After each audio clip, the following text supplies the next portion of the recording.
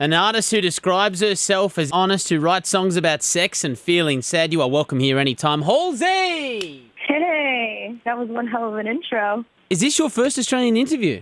I believe so, yeah. It's my first on air. Is this just a crazy ride for you? Tell me when you just went, okay, I'm busy. This is official. I'm an artist. Probably a couple months ago. I mean, we put the headline tour up for sale in the United States, and the whole thing sold out every single date within 30 minutes. And I was sitting in an airport trying to contact my agent saying, the links are broken. These kids can't get tickets. The links are broken. What are you guys doing? The links are broken. And eventually someone contacted me and was like, no, they're not broken. We just sold the show out.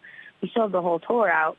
So I left, did that run with my friends, my friends Young Rising Suns, and then started working on the album. And now I'm out with Imagine Dragons playing these incredible arenas every night. And I think it's definitely coming to a head for me, definitely coming to real life. So this being your first Australian interview and people, hearing the song Ghost as only an introduction to you, tell us a little bit about yourself. How would you introduce yourself to Australia? Well, my name is Halsey. I am from the suburbs outside of New York City in a little town in New Jersey. I write music that I think is explicitly honest and incredibly true to who I am. And at the end of the day, my goal is to just be a storyteller. And you guys can't tell this right now because we're on the radio, but I have blue hair. Yeah, you do. But you are always changing your hair color. This thing it's been pink, it's been black, it's been green. Is it going to be blue? Is that what it is now? It's blue for now until I shave my head or something. I haven't really decided what I'm going to do yet, but, it's ever-changing. I don't know. I'm just not very attached to my hair.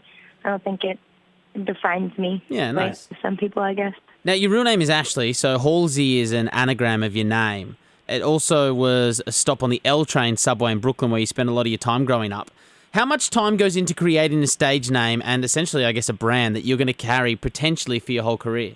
I mean, for most people, I guess it can be kind of difficult.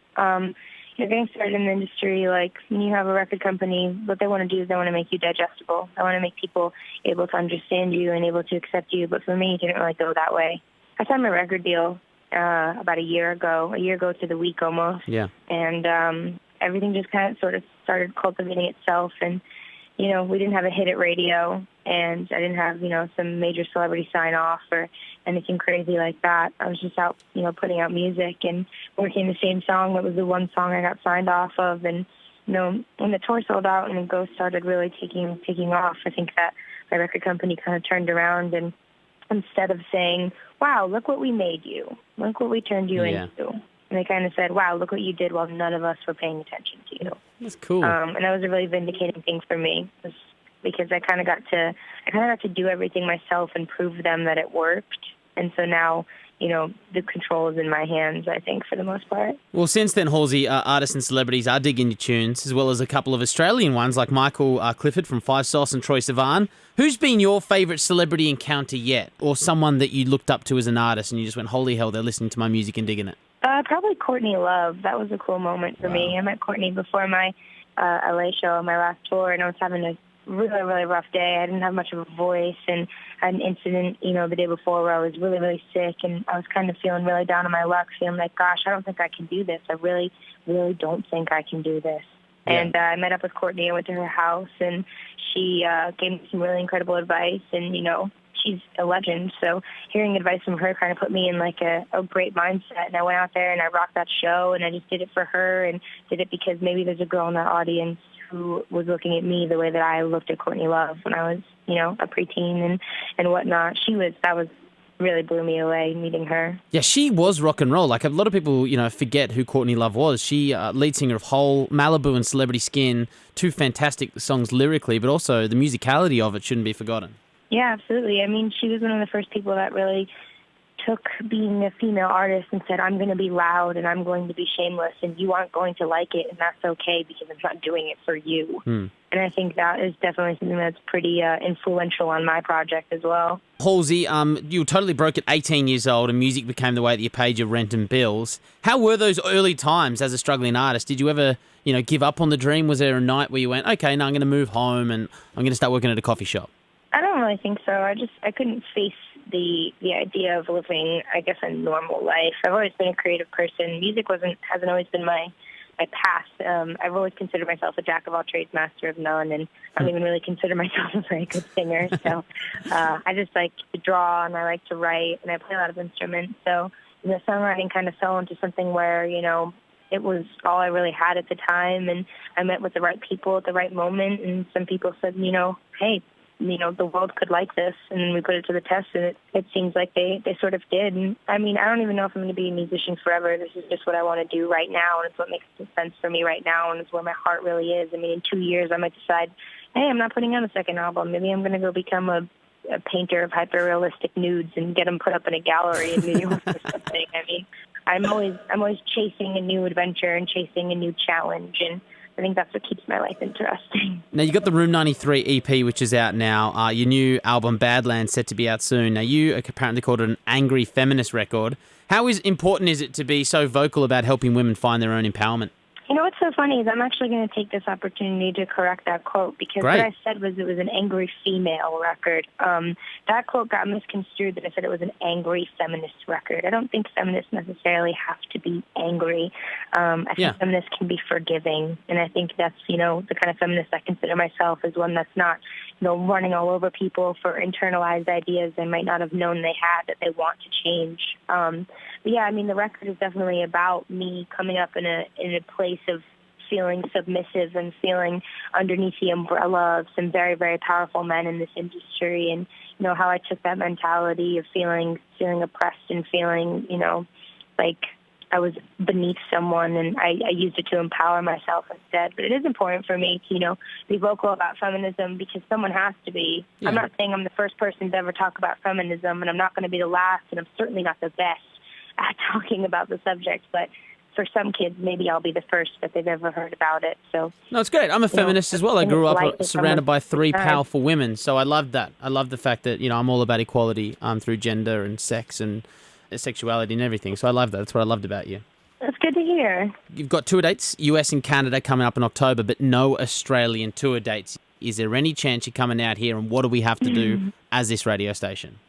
Well, I mean, you guys have already been doing an incredible job, but it's amazing to me that you're playing the song and that people want to hear it. And I can't wait for you guys to have Badlands, because I really just think it's a tremendous body of work in comparison to what I've already put out. But I'm glad that people like my story so far. I'm definitely going to try to come out as soon as possible. I've heard incredible things about Australia, and I can't wait to see it. And I have some really, really, really dedicated fans over there that I can't wait to meet, because I know they've been waiting a really long time. We'll start a Kickstarter or something. I'll put $50 in. I'll be the first person to put $50. Well, I appreciate it. That's incredibly generous of you. You're like the next Bruce Wayne. You're a philanthropist. Incredible. All right, Halsey, we're going to take a fan call of yours. Speaking of your passionate fans, it'd be remiss of me not to connect you up with some of them with some questions. The first person that I'm going to connect you up with is Nida. Hello. Hi. You're on the air with Halsey. Have you got a question? With the new music video for Ghost, what inspired the whole girl-on-girl thing rather than the usual guy-on-girl?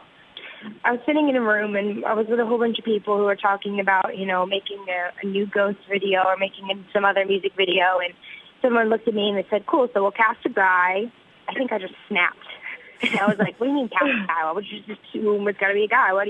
So it wasn't like this crazy plan that I had. To be honest, it was kind of like a snap decision. That assumption, I think, is what made me realize how important it would be to do a video that doesn't play to a heteronormative, relationship in the video. And I mean, I think it's beautiful. I love it. And, I'm really happy with the way that it turned out. So yeah, for me, it was just kind of me being a brat, I think, and just snapping in that meeting and saying, no. Why do you just assume? I love you so much. I love you too. You really do.